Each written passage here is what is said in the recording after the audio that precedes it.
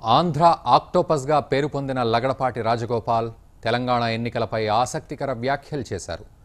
తెలంగాణలో జరుగుతున్న ఎన్నికల్లో ఇండిపెండెంట్ల హవా కొనసాగుతుందన్నారు. ఇవాళ తిరుమల శ్రీవారిని దర్శించుకున్న తర్వాత మీడియాతో మాట్లాడిన ఆయన మొత్తం 9 నుంచి 10 మంది స్వతంత్ర అభ్యర్థులు విజయ బావుటా ఎగరవేస్తారని అన్నారు.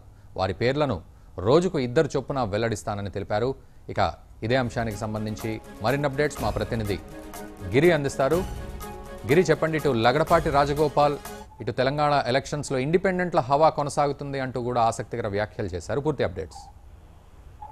రఘు, ఎన్నికల సమయంలో ఎవరి గురించి సామాన్యుడు గుర్తుపెట్టుకుంటాడో లేదో కానీ లగడపాటి రాజగోపాల్ మాత్రం ఖచ్చితంగా సామాన్య ప్రజానీకం, అటు ఎన్నికల విశ్లేషకులు వీళ్ళందరి దృష్టి ఆయన మీద ఉంటుంది. ఎందుకంటే ఆక్టోపస్ తో కూడా ఆయనకు ఒక విశ్లేషకులు పేరు పెట్టినటువంటి క్వశ్చన్. అంటే గతంలో ఆయన ఇచ్చినటువంటి సర్వేలన్నీ చూసినట్లయితే అవన్నీ కూడా దాదాపుగా అవి ఆయన ఇచ్చినటువంటి చాలా పర్ఫెక్ట్ గా ఉంటుంది అన్నటువంటి ఒక నమ్మకం అయితే ఉంటుంది. అయితే ఈసారి తెలంగాణలో ప్రస్తుతం జరగబోయేటటువంటి ఎన్నికలకు సంబంధించి ఆయన డిసెంబర్ 7వ తారీఖున ఫలితాలు తన సర్వే ఫలితాలని రిలీజ్ చేస్తానని చెప్పి చెప్తున్నారు. అయితే కౌంటింగ్ ముందుగానే ఇవన్నీ కూడా వస్తుందని చెప్పి చెప్తున్నారు. అయితే ఆయన చేసినటువంటి మాటలు తీసుకుని అంటే రోజుకి 2 చొప్పున నేను చెప్తూ వస్తానని చెప్పి చెప్పడం ఇవన్నీ కూడా ఒక ఆసక్తికరమైనటువంటి అంశంగా మారినట్టు పరిస్థితి. అయితే ఈయన మా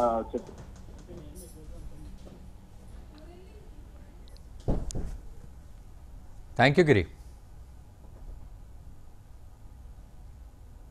తెలంగాణ ఎన్నికల పోరు సాగుతుంది. అక్కడ అందరూ ఉత్కంఠతతో ఆసక్తితో చూస్తూనే ఉన్నారు. నేను పరిశీలించిన అంశాలు అనేకం ఉన్నాయి. అందులో ముఖ్యంగా నేను ఊహించలా తెలంగాణ ప్రజానీకమ్మ వాళ్ళు నిజంగా అభినందనీయం. ఎందుకంటే అనేక ప్రలోభాలకి పార్టీ బలాబలాలకు కూడా లొంగకుండా మొట్టమొదటిసారిగా అనేక మంది స్వతంత్రుల్ని ఇండిపెండెన్స్ని ఎన్నుకోబోతున్నట్టుగా మంచనాలు చేయండి. నిజంగా ఆశ్చర్యం వేసింది. ఇంతమంది ఇండిపెండెంట్ గెలవటం ఏంట. మహబూబ్నగర్ జిల్లా నారాయణపేట నుంచి శివకుమార్ రెడ్డి ఇండిపెండెంట్గా గెలవబోతున్నాడు.